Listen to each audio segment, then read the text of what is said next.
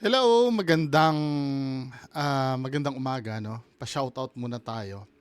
Sabi ni Lodi Nix, good PM boss mo, pa-shout naman sa prinsesa namin na si Princess May. Pataling hug ba to?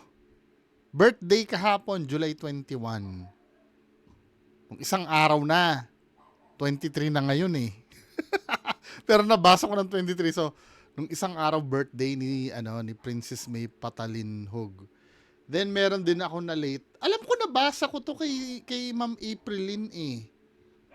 Hindi ko ba to nabasa? Pero sige, ulitin ko. Ah, anyways, sabi niya gano'n, nag-usap kasi kami eh. Birthday ko this coming July 22.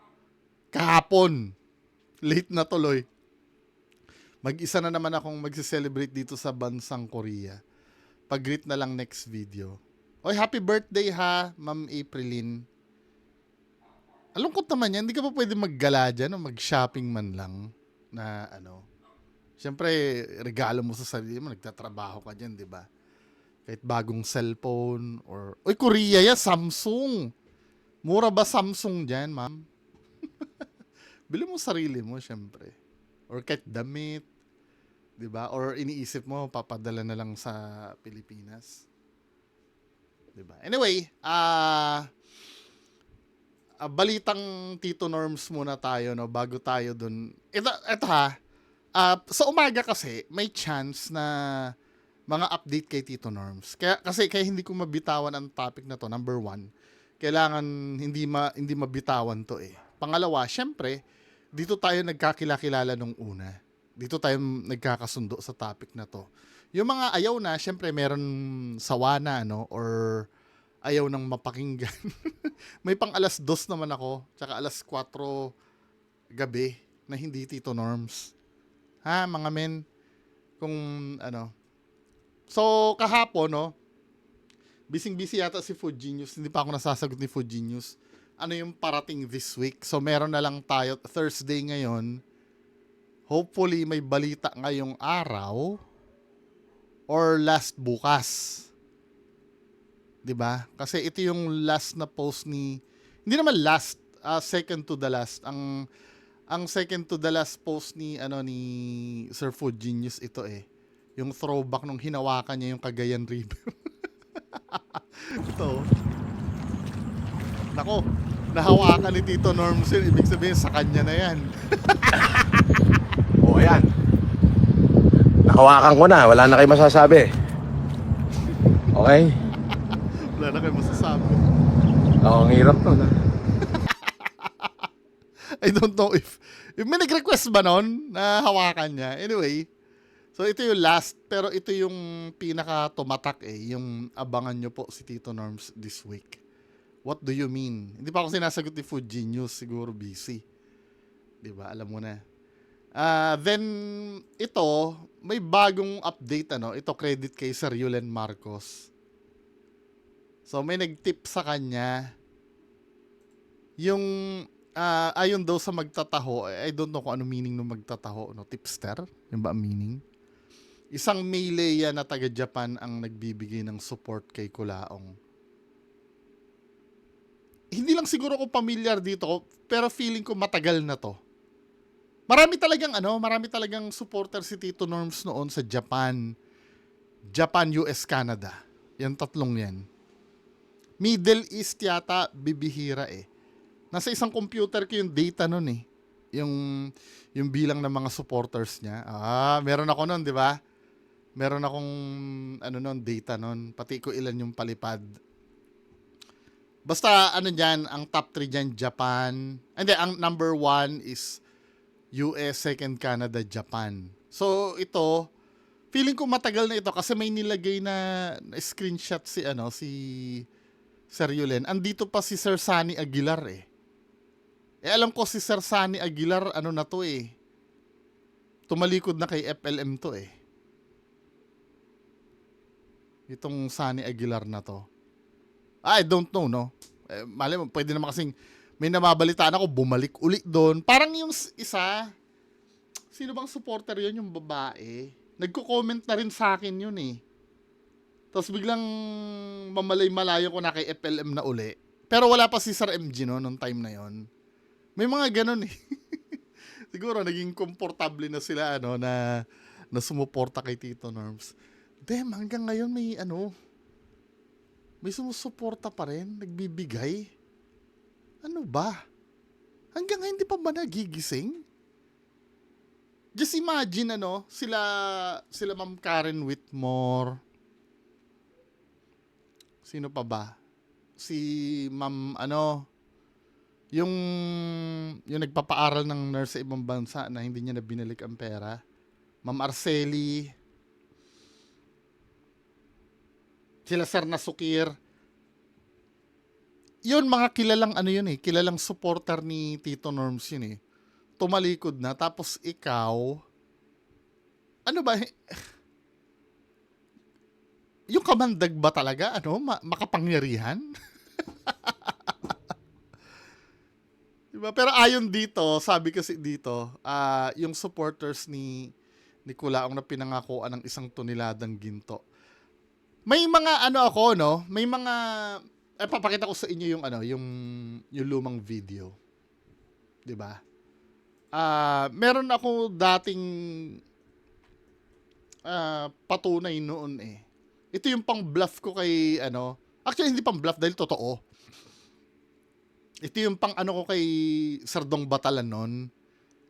Na meron kasi ako recording dati ng Zoom meeting nila, private Zoom meeting, na pinag-uusapan yung gold bar. Tapos ito ay nadulas din yung yung foreigner na meron silang supporter na yung Kuraming, ang name. Taga UK yun na may asawa yatang Briton na tinatanong yung gold bar na yan. Totoo yun parang inaalok yung gold bar na yan do sa sa Zoom meeting. Nakakulong si Tito Norms noon, may Zoom meeting sila. Silang mga mga supporter. Sino ba nagkwento sa akin noon? Si DJ Byron. Hiwa-hiwalay na grupo yan. May mga grupo na hindi madaling mauto. May mga grupo na madaling mauto. Panoorin niyo yung kwento namin dalawa ni DJ Byron. Yung regarding doon sa nangyayari sa loob. May mga doon, pinapang-akit yung gold bar na yan eh. Ito, tingnan ko lang to ha. Kasi meron akong lumang video, 2022 pa ito. So, regarding ito sa gold bar, merong isang supporter doon, nagtatanong yung foreigner.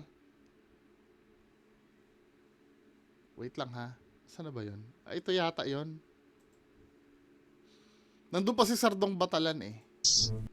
Ito! Ito yung itsura ko noon dati. Yan pa ang mask ko ng kulay red eh. Pero itong Briton, interesado din sa gold bar ni FLM before. And Yan yung tinanong nung foreigner, nasan daw ang gold bar kasi pinapangako yun sa Zoom eh. Biglang pinag-usapan sa public. right there in the mountain of Right there in the mountain daw. Yun natin ha? Batalan. Saan nakuha kaya ng Briton yun yung information? Tama ha? 2022 pa itong video ko. Ito yun yung asawa ng Kuraming yun eh. Yes. You know about that? My wife doesn't like me to speak to the... hindi ko masyadong naririnig. Ayun yung foreigner. Nag-iik ko. She thinks Pardon, sir? I might say Pardon, the sir? wrong thing. My wife might take this phone away because she thinks I keep saying the wrong thing. Like, where is the gold? Where is the gold daw? Tanong nung foreigner. Kasi yung wife niya, si Ma'am Kuraming, nag-a-attend yun sa sa Zoom meeting eh. So meaning may pinag-uusapang gold na curious itong Briton, nasan yung yung gold? Where is the gold daw? Na-mention yung Leyte tsaka gold. 'Di ba? Funny. Kasi funny, kanina lang, nag-research tayo in 2010, may issue ng gold bars from Leyte. 'Di ba?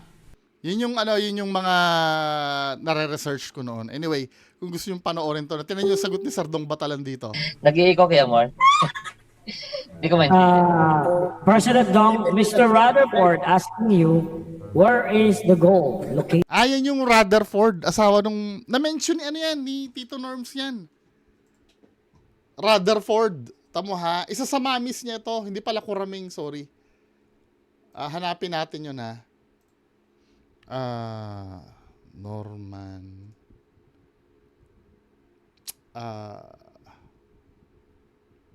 Ano nga ba name ni, ano yung nagdemanda? Karen. With more. May video nun eh. Yung pinapasalamatan ni, ano, ni Norman Mangusin. Tapos sabi niya hindi niya daw kilala. Sana mahanap ko. Na-mention niya Rutherford na yan.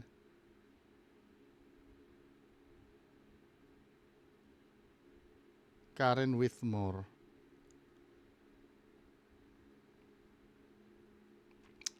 Tignan natin na lang kay Sir MG. Kasi, ano eh. Wait lang ha. Gusto ko ma-establish ko sino yung kausap niya na yun. Yung Rutherford. Karen Whitmore. Norman Mangusin.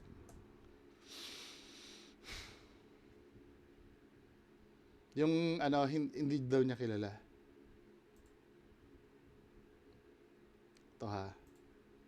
Baka ma-mention yung ano eh, dito sa video ni Food Genius. Yung bibigyan niya daw ng 250,000. Wait lang ha. Sorry ha, ano kasi ito eh, on the spot to eh.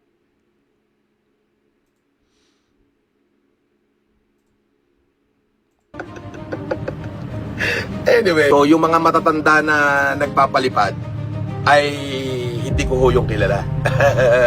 Oo. Pag natapos yung lakad ko, gusto ko sanang pasalamatan si Mami Edith at si Kuraming, Mami Edith at si Ma'am Lorna Rutherford. Di ba? Na ano, si Ma'am Lorna pala yun. Sorry, akala ko si Kuraming. Ma'am Lorna Rutherford. Ito yung ano, asawa ng Brito na nagtatanong kay ano. At saka si Karen Whitmore. Tamo ha? Rutherford. At saka si Karen Edith at si Kuraming, Mami Edith at si Ma'am Lorna Rutherford. Ma'am Lorna Rutherford. Tapos ito yon. Ito yung sinasabi ni Lemor. Si Lemor ito. Yung Mr. Rutherford. Nagtatanong ngayon kay Sir Dong Batalan, itong asawa ni Ma'am Lorna. Ito, tong Briton na to. Ang sabi, Hindi ko President Dong, Mr. Rutherford asking you, where is the gold located? Oh, the gold. Right there in the mountain of Not gold. tawa siya kasi sa publiko siya natanong eh. Dapat kasi hindi minimension sa public yun eh. I think we have lots of golds here in the Philippines, and we have still we have there in the mountain Na nahihirapan si Sir Dong Batalan mag-explain. province of Mindanao, and but the bulk I think is with the Bank of Switzerland. Kuya Mor? Yeah. So, At alam ni Sir Dong Batalan yung knowledge kung nasaan yung gold. Nasa bank daw ng Switzerland. Diba? Yun kasi sinasabi ni Tito Norm sa Zoom ni Sir Dong Batalan. But we have golds here in the Philippines. Well, actually, Mr. Rutherford, part of that gold is located just beside your Na-curious kasi ako dito, ano ba yung gold na pinag-uusapan? Bakit na ipasok yung gold dyan sa usapan na yan? Na coincidentally, na may nag-tip sa akin na ang kinakausap nyo daw na tungkol sa gold ay yung mga taga-UK. Oo, totoo yun. Diba? May nagsumbong sa akin eh. Pakinggan ko yung 29 na ano nyo, na Zoom nyo, men. Oh, yun, meron akong kopya ng Zoom na yun dati. Yun ang sinasabi nga daw ni Tito Norms nun. Sinapakinggan ko talaga. May file ako nun dati, hindi ko na makita yun eh. Panakot ko dati kay Sardong Batalan yun. Tapos pagka naririnig na ako ni Sardong Batalan nun, umiiwas na si biglang sasabihin niya, ay hindi ko alam yan. Wala eh, galing sa Zoom nyo yun eh. Anyway, yun. Totoo ito. Itong yung sinasabi ni Sir Yulen, hindi joke yun kasi may kasamang promise yun sa sa mga OFW ng dati. I don't know if yun ang ngayon yun ngayon yung pinapang-akit, pero putya naman, ilan na kayo diyan na hindi natuloy yung yung pagbibigay. 'Di ba? Ngayon yata, I don't know, ang latest na alam ko, ang pinapang-akit, yung lupain. Yun lang alam ko. Lupain sa sa probinsya. Ito yan, si Ma'am, ano name yan? Leia something. Tagal mag-load eh. May Leia. No? Ma'am naman? Ano ba? Di pa ba, Di ba tayo natututo? Diyos ko naman. Anyway, proceed tayo kay Sir Boyong. No? Natatawa ko kahapon. Di ba, booking na. Alam mo, Miko Parks page. Alam na Rogelio Galang Santiago yung name mo. Di ba? Saan nakuha ni Don Sebastian yun? Secret, gusto mo malaman, surprise. Pero at inamin mo din naman eh. Tapos ito, natatawa ako dito. Magandang araw po sa Itong bagong video nyo, ano ba? Halata naman ginagawa nyo naman tanga yung mga yung mga nakikinig sa inyo eh. Sabi dito ni Sir Boyong, Tamo. Magandang araw po sa inyo, mga minamahal naming mga kaibigan, taga-subaybay. Parang Jake, kamusta ang biyahe? Parang Jake daw. Ay, Diyos ko. Parang Jake. Ay boss, okay lang, sakto lang, tamang-tama ang dating ko. Okay, nandito at Parang ginawa lang nila yung video ito kasi wala namang ibang sinabi dito eh. Parang ginawa lang itong video na to para iligaw na naman tayo na palabasin na Jake nga ang real name ni Rogelio Galang Santiago ng Makati. magandang araw po sa inyo, mga minamahal naming mga kaibigan, taga-subaybay. Parang Jake, kamusta ang biyahe? Ay boss, okay lang, sakto lang, tamang-tama ang dating ko. Okay, nandito ating kaibigan na si Parang Jake, alias Rogelio Santiago, komentarista ng Maynila. Shout out!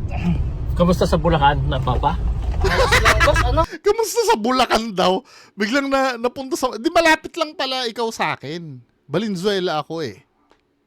Itong nalilito ako, Sir Alex Pabellano. Ang sabi mo dito... Okay, nandito ating kaibigan na si Parang Jake, alias Rogelio Santiago, komentarista ng Maynila.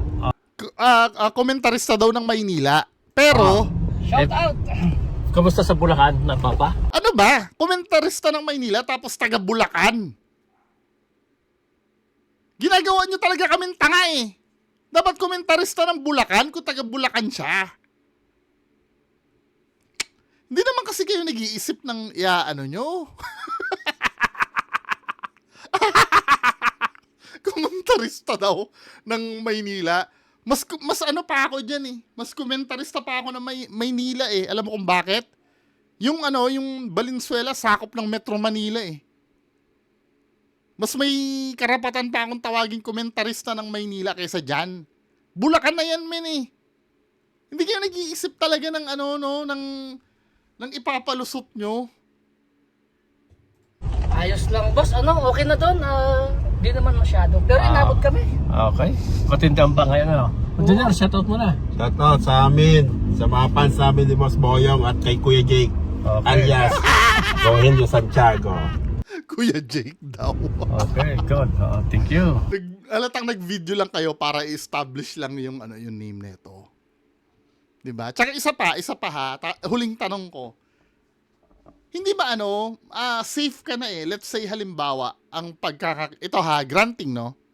Pero alam naman namin talagang Rogelio Galang Santiago ka ng Makati. Pero granting na na hindi nga Rogelio Santiago. Hindi nga Rogelio Galang Santiago ang name mo. Granting. Hindi ba mas okay 'yun, hindi ka nakilala? At least kami, nalilito kami. 'Di ba? Ang pagkakaalam namin sa'yo, ang name mo, Rogelio Galang Santiago. Sana hinayaan nyo na lang kami na yun ang pagkakaalam namin sa pangalan mo. Ngayon, ibubuking mo na Jake ang tunay na pangalan yan. Ang tanga naman nun. Diba? Napakatanga naman nun. Safe ka na Ba't kailangan ipagkalat mo na Jake pa rin ang tunay mong pangalan?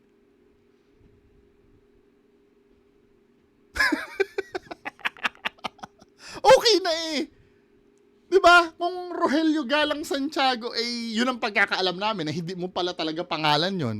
Di mas magandang yun na lang. Ba't kailangan sabihin yung tunay na pangalan niya na Jake? Ano ba? Mag-isip nga kayo. Ayusin nyo to. Ayusin nyo tong script na to.